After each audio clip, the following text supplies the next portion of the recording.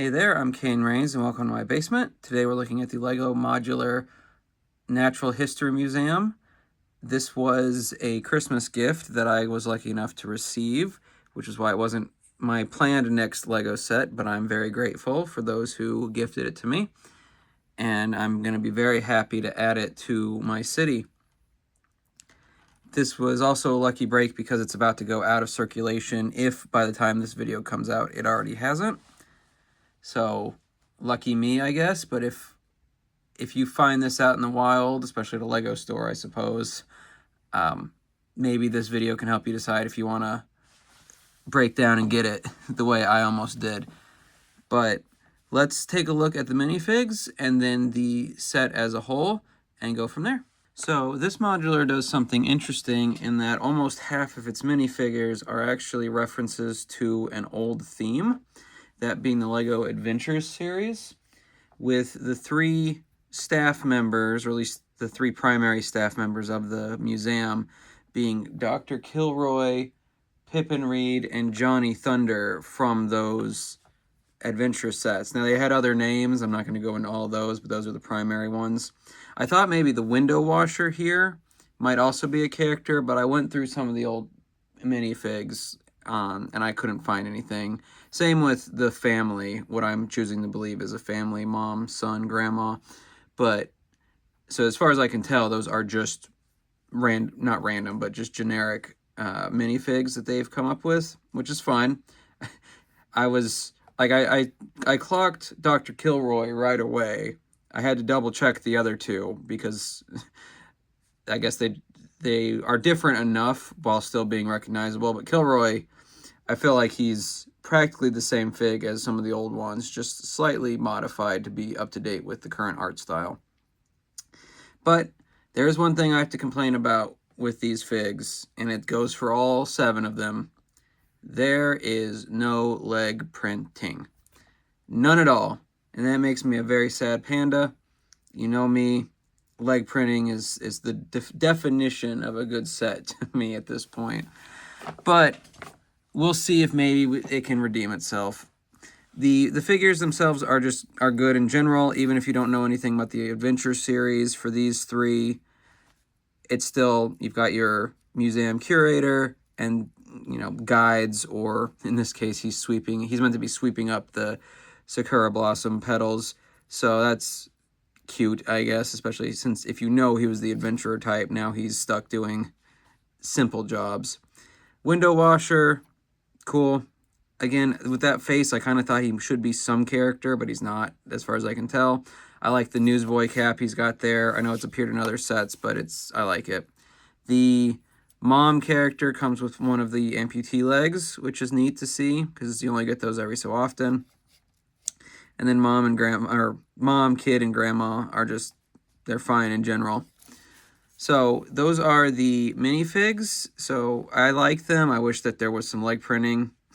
Like, you could have even done the same leg printing on these 2, the way they have the same torso. But I know that's not the be-all, end-all. It's just what I like to complain about. So those are the minifigs. Let's take a look at the set itself. All right, one more exterior shot before we go inside. I really like the entrance to the set with these columns here. And they are split at the middle where the level comes up, so that's pretty cool. And I do like that we've got this Sakura tree. I like that we've got different types of trees throughout the sets, although it's kind of a catch-22 for me, because the OCD in me wants my city's trees to kind of line up more, but I'm holding that at bay as best I can. These 2 statues are neat. I'm pretty sure this set is at least slightly based off some real museums, not just in general, but some specific ones.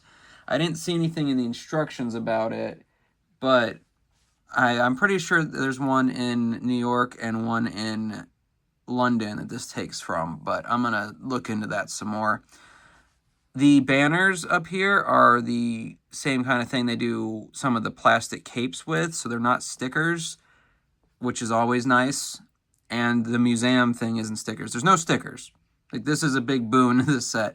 After the 3 Ninjago city sets and the Enterprise, I am good to be away from stickers for a while. I say this hoping that the next set I open doesn't just have a bunch of them.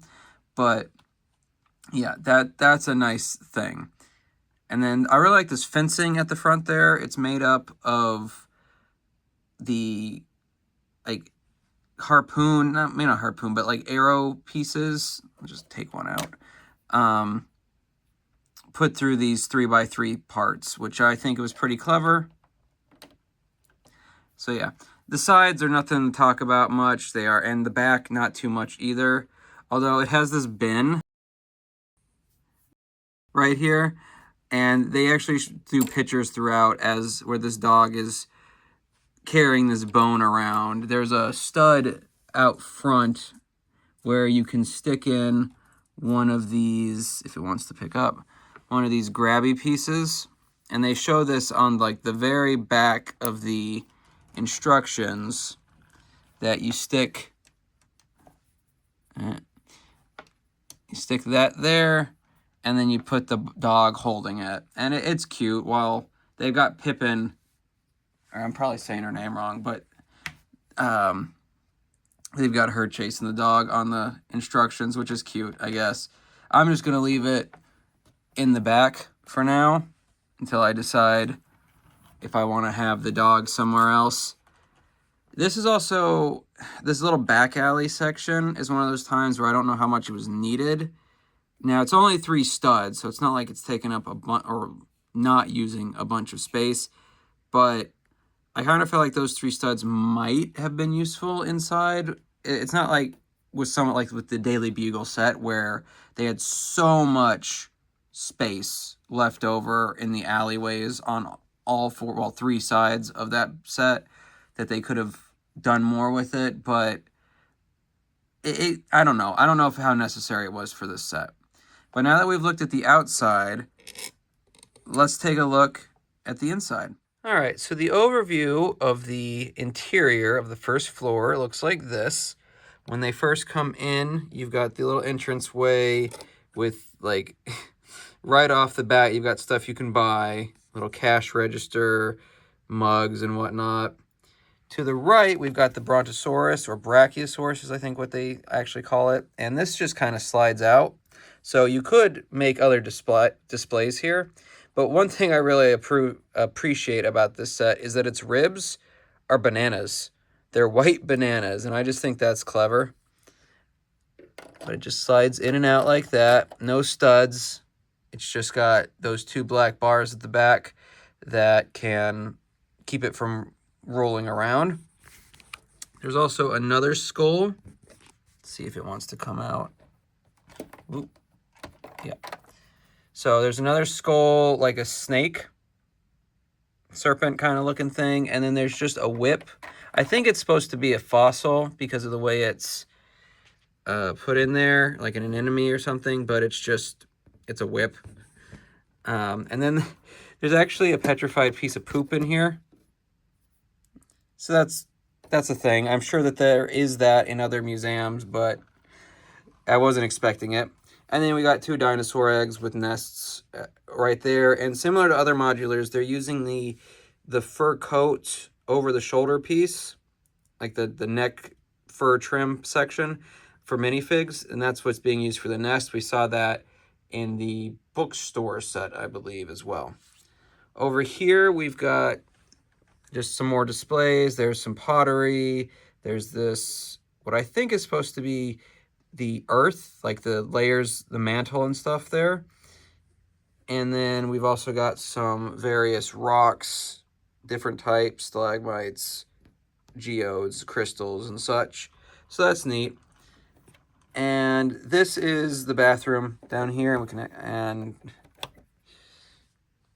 every good building needs a bathroom. If the modular doesn't have a bathroom, what are you even doing? And then we've got this stairway here. And this stairway is very interesting because it doesn't have, got no studs, obviously, but it's built with these tile, I don't know if tile pieces is the right word, but these triangular pieces, 1x2s and 2x2s of them. And I think that's clever. I mean, now obviously if you don't stick the minifig's hand on the rail, you can't you can't pose them there, but I mean, that's not really a huge deal. And then one last room is this back here, and there's a doorway on either side, one at the back and one to the fossil area. Just open those for a little extra light. And it's like a little lab, or at least it's got a microscope, and you can't really see it here, but there's a germ or molecule part that's being inspected there, and they put an extra one in, so I like that. I'm glad. I wish it was in a part that you could actually see instead of tucked away in this little closet of a lab section, but it's neat. So that's the first floor. I think it makes a pretty good use of its space. I kind of wish, especially since we do have on, trying to show you here, but doesn't want to come off. There we go. We have these studs on side pieces that I kind of think we could have had more decorations in here. And that's another thing where, especially with these two back rooms and possible other decorations, if we didn't have this back alley, then we could have a little more going on. It's not as bad as I've seen in other sets, except for maybe this wall here. Now, with that wall, it is behind the Brachiosaur, so, you know, maybe that's why they didn't put anything there. Its tail does kind of brush up against that wall no matter how you pose it. But I think if they had used those 3 studs in the back, we could have had a little more going on. But with that being said, let's look at the second level and go from there. So here is the second level, and the LEGO designers decided to flex a little bit because some of these miniatures are definitely references to old LEGO series. That yellow one is from an old castle set, and then the middle one is like a Robin Hood style thing, I believe. I don't know the set in particular, but then the one on the left is obviously a pirate ship. And they continue that with, we got an anchor here, and then a section for the Brachiosaur to stick through, which I think is really neat. Then over here, we've got this map of the world with a rocket going past it, and a diorama of the solar system here. And that's a pretty cool build. Now, and you can kind of mod it a little bit. So if I wanted to get rid of Pluto, I could. I'm not going to. Pluto deserves respect. He's been putting up with Mickey's junk for too long. Anyway, though, the stairs actually from below come up next to the diorama, which then leads to this little section here. And I'm not entirely certain what's going on over here. There's like a building section for making stuff. I know some museums have that for like kids especially, where they can look into how things are made, but I'm not exactly sure what's going on there. There's then a telescope, and there's actually another telescope build that we'll see in a second. Some kind of rock. I'm going with an asteroid, but it's just because there's something similar to it on the front here, but I'm not sure if that's what it's supposed to be. Then we've got another staircase, and it's the same build as before.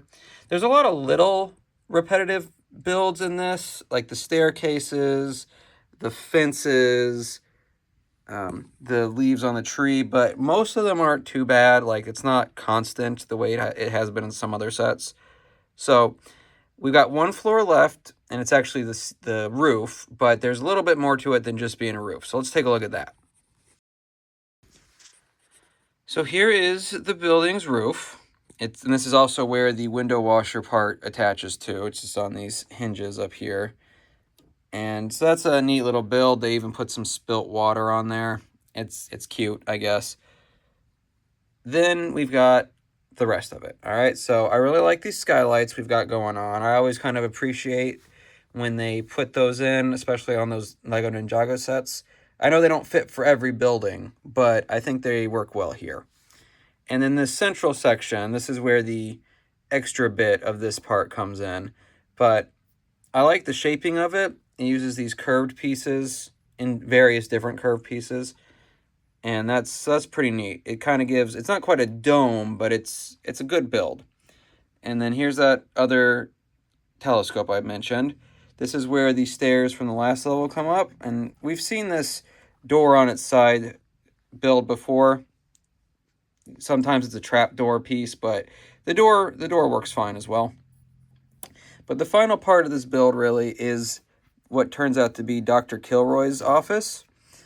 And this really drives home, I believe, that this was Dr. Kilroy, because this map is, it might even be the original one, but I think it's a recreation of the maps that came in the Adventurer sets. And there might be some references in here that I'm just not familiar with. I only had a couple of those old sets. But that's a compass. I think those are supposed to be scrolls on either side of the desk, but I'm not sure. And then there's a plant there on the side, as well as this neat typewriter setup. And I really wish the key piece, which is a slope, cheese slope, 1x2, that I put more than one of those in here. I could have used that. Maybe I'll grab another from Bricklink or something, but I think it's a neat little section. It's maybe not necessary, but it's not unnecessary either. So I like it. But that is the entire build. So I'm pretty happy with it. But let's see how it looks inside the city and go from there. And here is where we're putting it for now.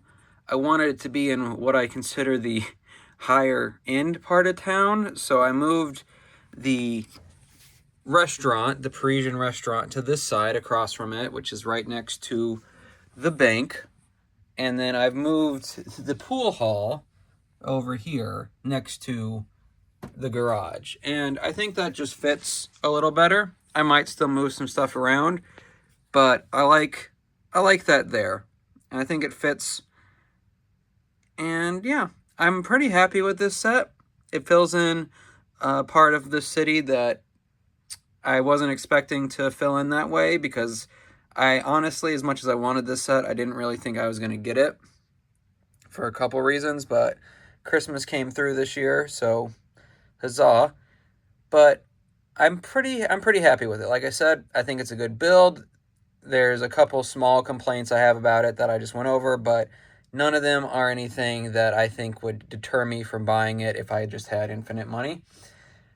And honestly, if I had infinite money, I'd probably buy a bunch of Lego sets that I didn't want just because, but that's another issue. That's not here or there. But with that being done, I'm now out of modulars that I plan on adding for the time being, and am going to finally move on from the city and Ninjago section that I've been doing and go back, well, and start the amusement park that's going to go over here, which means I'm going to finally clean up the random stuff that I just put over here to save space. And that's going to be our next couple of builds, is going to be those amusement park builds.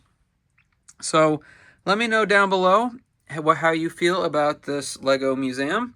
I like it, but if you don't, let me know why. I'd love to hear it. Or if you wish you had gotten it, let me know where you'd put it in your city. I love hearing about that kind of stuff. But in the meantime, I hope you had a good time in my basement, and I'll see you in the next one.